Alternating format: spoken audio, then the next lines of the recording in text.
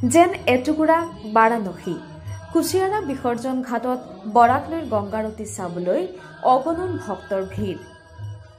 শ্ৰী সত্য সাই সেৱা শ্ৰীভূমি জিলা সমিতিৰ 50 সংখ্যক জয়ন্তী উপলক্ষে কুশিয়াৰা নদীৰ বিসৰ্জন ঘাটত আয়োজন কৰা হয় গংগাৰতীত। বাৰাণসীৰ বিভিন্ন ঘাটত যেনেকৈ গংগাৰতী কৰা হয় ঠিক তেনেদৰেই কুশিয়াৰা নদী বক্ষত বিশেষ পুৰোহিতে গংগাৰতী কৰে আৰু অনুষ্ঠানৰ দিনাই অগণন ভক্তই ভগৱান শ্ৰী সত্য সাই বাবাৰ আশীৰ্বাদ লৈ গংগাৰতী চাবলৈ ঘাটত ভিৰ কৰে।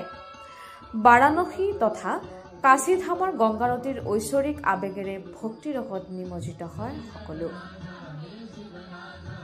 কুশিয়াৰা নৈৰ পাৰত গংগাৰতী সহ ভজন কীৰ্তনৰ আয়োজন কৰে সত্য সাই বাবা শ্ৰীভূমি সমিতিয়ে।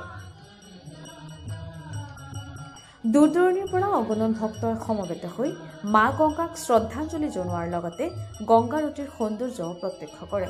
কাশীধামৰ দৰে কুশিয়াৰা নদীৰ অৱবাহিকাতো বিশেষ পুৰোহিতে গংগাৰতী কৰে আৰু মুঠতে বাৰাণসীৰ দৰে হৈ পৰে অসমৰ শ্ৰীভূমি জিলা।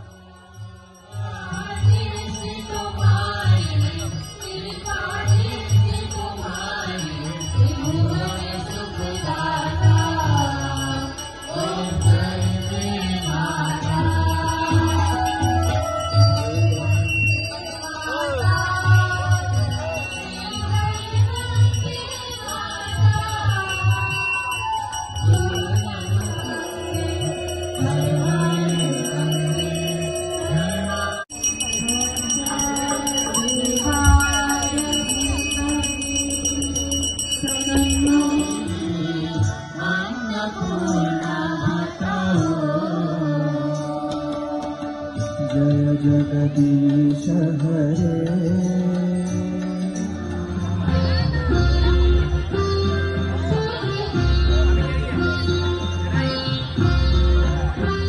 Nada kayak ni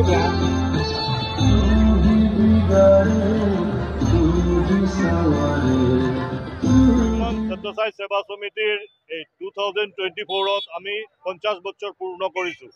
1974 আগষ্ট মাসত কৰিমগঞ্জত সত্য সাই সেৱা সমিতিৰ প্ৰতিষ্ঠা হৈছিল। 2024 ইংৰাজীত আমি এই 50 ইয়াৰ্স কমপ্লিট কৰাৰ কাৰণে যোৱা মাৰ্চ মাহৰ পৰা আমি বিভিন্ন আধ্যাত্মিক আৰু সেৱামূলক কাম কৰি আছো। তাৰ ভিতৰত আজিৰ দিনটো ভগৱান বাবাৰ 99th বাৰ্থডে অহা 23rd নৱেম্বৰ, তাৰ প্ৰাককালত আমি আজি 21 নৱেম্বৰ এটা শোভাযাত্ৰা কৰিছো সমস্ত চহৰৰ বিশিষ্ট মানুহবোৰক লৈ, আৰু তাৰ পিছত আমি গংগা যাত্ৰাটো কৰিছো।